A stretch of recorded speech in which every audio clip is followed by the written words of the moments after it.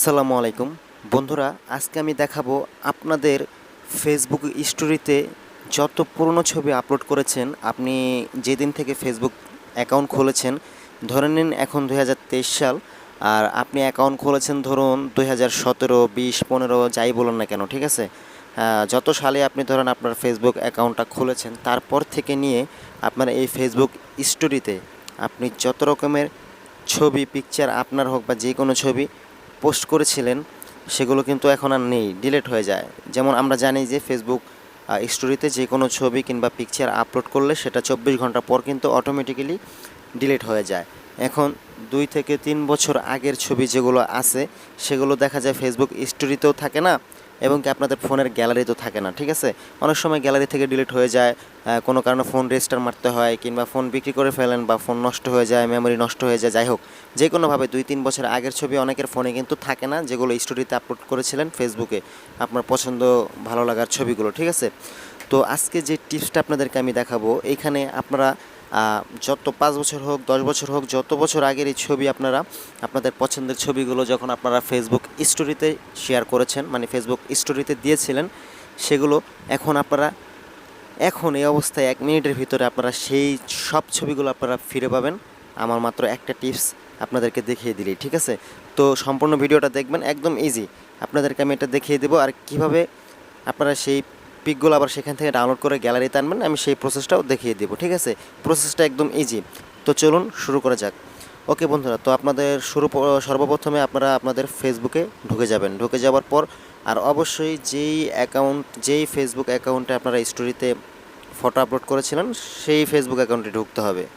তাহলে সেই ফেসবুকে যেই ছবিগুলো আপলোড করছিলেন অ্যাকাউন্টে, সেই ছবিগুলোই কিন্তু ফিরে পাবেন।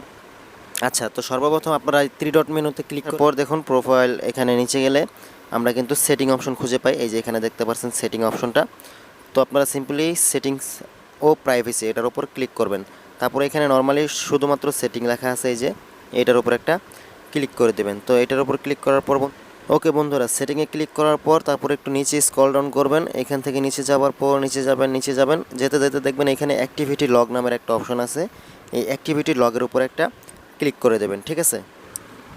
অ্যাক্টিভিটি লগে ক্লিক করার পরে এখানে দেখতে পাচ্ছেন বন্ধুরা একটা লেখা আছে অ্যারচিভ, ঠিক আছে। এই যে অ্যারচিভ নামের একটা অপশন লেখা আছে, এটার উপর একটা ক্লিক করবেন।